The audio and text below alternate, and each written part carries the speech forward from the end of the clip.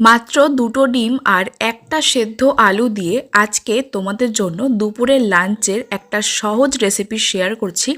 রোজকার একঘেয়ে ডিমের রেসিপি ছেড়ে যদি আজকের এই রেসিপিটা একবার হলেও দেখে ট্রাই করা যায়, তাহলে কিন্তু তোমরা রেসিপিটার প্রেমে পড়ে যাবে। তো চলো দেখে নেওয়া যাক আজকের এই সহজ ডিম আলুর রেসিপিটা। তো রেসিপিটা শুরু করার জন্য প্রথমে আমি এখানে একটা বোল নিয়েছি। এবার এই বোলের মধ্যে এক এক করে দুটো ডিম ফাটিয়ে নিচ্ছি। আজকের রেসিপিটা আমি দুটো ডিম দিয়ে করছি। তোমরা এখানে চাইলে কিন্তু 2 বা তার বেশি ডিম দিয়েও করতে পারো। যত বেশি ডিম দেবে তত কিন্তু রেসিপিটা খেতে টেস্টি হবে। তো আমি এখানে দুটো ডিম এক এক করে ফাটিয়ে নিয়েছি, আর তার সাথে নিয়েছিলাম একটা সেদ্ধ আলু। দুটো ডিমের জন্য আমি এখানে বড় সাইজের একটা সেদ্ধ আলু নিয়েছি। আলুটাকে নুন দিয়ে ভালো করে সেদ্ধ করে নিয়েছিলাম। এবার একটা গ্রেটারের সাহায্যে সেদ্ধ আলুটাকে ভালো মতন গ্রেট করে নিচ্ছি। তোমরা এখানে চাইলে প্রথমে আলুটাকে ভালো মতন স্ম্যাশ করে দিতে পারো। তো আমি এখানে সেদ্ধ আলুটাকে একটা গ্রেটারের সাহায্যে ভালো মতন গ্রেট করে নিয়েছিলাম। তারপর আমরা এর মধ্যে একে একে অ্যাড করছি অর্ধেকটা কুচানো পেঁয়াজ। একটা পেঁয়াজ আমি অর্ধেকটা মিহি করে কুচিয়ে রেখেছি। তারপর অ্যাড করে দেব দুটো কাঁচা লঙ্কা কুচি। ঝাল মতন আমি এখানে দুটো কাঁচা লঙ্কা অ্যাড করেছি। তার সাথে দিচ্ছি স্বাদ মতো নুন।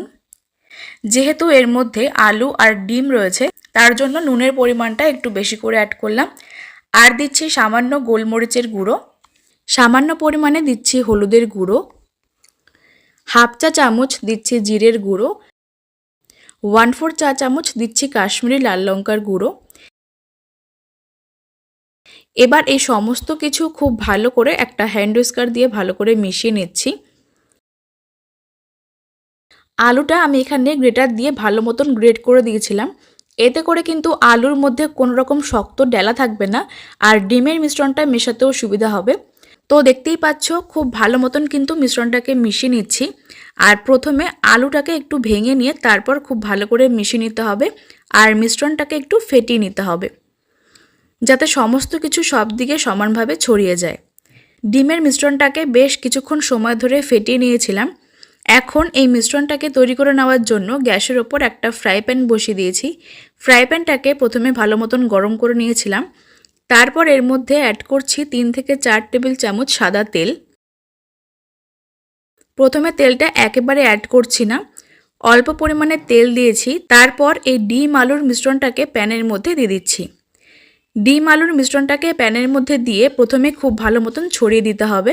ফ্লেমটাকে মিডিয়ামে করে দিয়েছিলাম, আর ডিমের মিশ্রণটাকে দিয়ে এইভাবে ভালো মতন ছড়িয়ে দিয়েছি। তারপর ঢাকা চাপা দিয়ে 2 থেকে 3 মিনিট ডিমটাকে আমরা ভেজে নিচ্ছি। 2 থেকে 3 মিনিট পর ঢাকাটা তুলে নিচ্ছি, আর একটা স্প্যাচুলা দিয়ে দেখে নিচ্ছি যে ওই সাইডটা ভালো মতন হয়েছে কিনা। এক পাশটা কিন্তু হয়ে গেছে। এবার এটাকে উল্টানোর জন্য এর ওপরে একটা প্লেট দিয়েছি। একটা বড় প্লেট এর ওপর রেখে তারপর ফ্রাই প্যানটাকে উল্টে দিচ্ছি।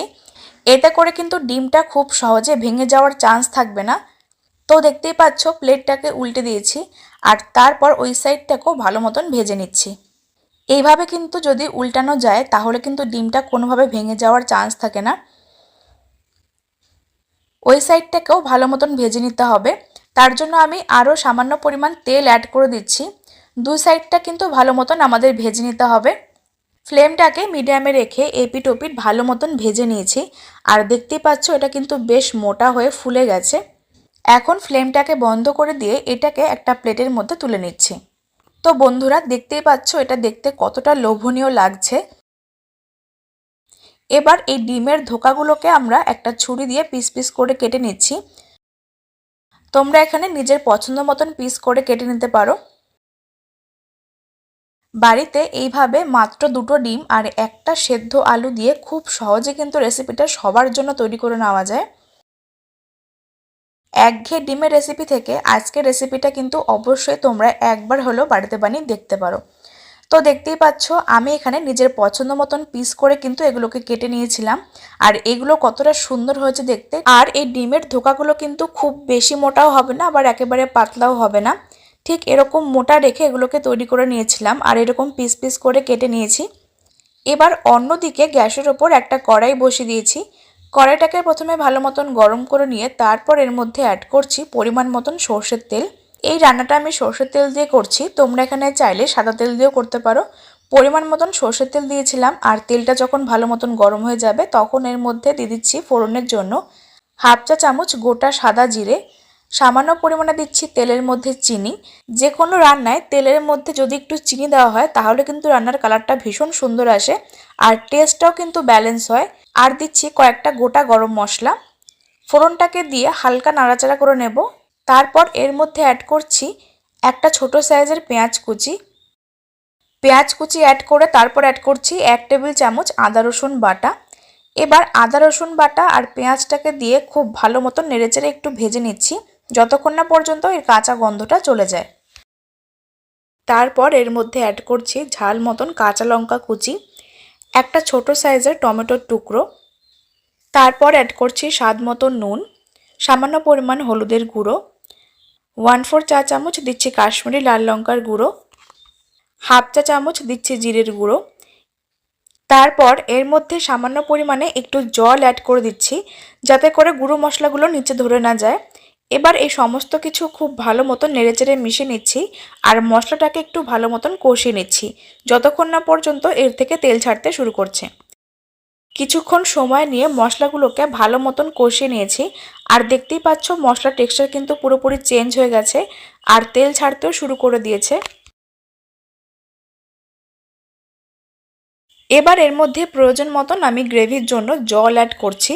আমি এখানে 2 কাপ পরিমাণ উষ্ণ গরম জল অ্যাড করেছি। পরিমাণ মতন তোমরা এখানে জলটাকে অ্যাড করবে, যে যেরকম গ্রেভি রাখতে পছন্দ করো সেই মতন কিন্তু জলটা অ্যাড করতে হবে। আমি এখানে উষ্ণ গরম জল অ্যাড করেছিলাম, আর যে কোনো রান্নায় একটু উষ্ণ গরম জল অ্যাড করলে কিন্তু রান্নার টেক্সচার আর টেস্টটা ভীষণ সুন্দর আসে। তো আমি এখানে পরিমাণ মতন জলটা অ্যাড করে সমস্ত কিছু মশলার সাথে ভালো মতন মিশিয়ে নিয়েছি। আর এখন ফ্লেমটাকে মিডিয়ামে করে দিয়ে ঝোলটা যখন ফুটতে শুরু করবে তখন এর মধ্যে ডিমের ধোকাগুলোকে দিয়ে দিচ্ছি। ধোকাগুলোকে এক এক করে আমি ঝোলের মধ্যে দিয়ে দিচ্ছি। সবগুলো ধোকা আমি এক এক করে অ্যাড করে দিয়েছিলাম, তারপর একটু নেড়েচেড়ে নিয়েছি। এখন ফ্লেমটাকে মিডিয়ামে করে দিয়ে 5 থেকে 7 মিনিট এটাকে আমরা ফুটিয়ে নেব। 5 থেকে 7 মিনিট পর ঢাকাটা তুলে নিয়েছিলাম, আর দেখো এটা কিন্তু দেখতে কতটা সুন্দর লাগছে। ঝোলটা কিন্তু একটু টেনে গেছে আর একটু মাখো মাখো ব্যাপার চলে এসছে। আমার কিন্তু এরকম একটু গ্রেভি খেতেই পছন্দ হয়। তোমরা যে যেরকম গ্রেভি খেতে পছন্দ করো সেই মতন কিন্তু জলটা অ্যাড করে নেবে। আমাদের রান্না কিন্তু প্রায় শেষের দিকে।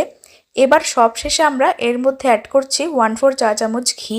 একটা সুন্দর ফ্লেভারের জন্য তোমরা এখানে চাইলে ঘিটাকে অ্যাড করতেও পারো অথবা নাও করতে পারো। ঘিটাকে ভালো মতন ছড়িয়ে দিয়েছিলাম, তারপর ফ্লেমটাকে বন্ধ করে দিয়ে ঢাকা চাপা দিয়ে 5 মিনিট স্ট্যান্ডিং টাইমে রেখে তারপর এগুলোকে আমরা সার্ভ করব। তো বন্ধুরা দেখতেই পাচ্ছ কত সহজে আজকের এই রেসিপিটা তোমাদের সঙ্গে শেয়ার করলাম। একঘেয়ে ডিমের স্বাদ বদলাতে কিন্তু আজকের রেসিপিটা অবশ্যই একবার হলেও বাড়িতে বানিয়ে দেখতে পারো। রাতের ডিনারের জন্য অথবা দুপুরের লাঞ্চে গরম গরম ভাতের সাথে কিন্তু রেসিপিটা একেবারে জমে যাবে। খেতে কিন্তু ভীষণ টেস্ট হয়, একদম সফট হয় ডিমের ধোকাগুলো। তোমরা অবশ্যই ট্রাই করতে পারো। তো আমার রেসিপিগুলো ভালো লাগলে অবশ্যই একটা লাইক করে দিও, অনেক অনেক শেয়ার করো, আর আমার চ্যানেলটাকে সাবস্ক্রাইব করতে একদম ভুলো না। তো চলো আজকে রেসিপিটা আমি এখানে শেষ করছি। সকলে খুব ভালো থেকো, ধন্যবাদ।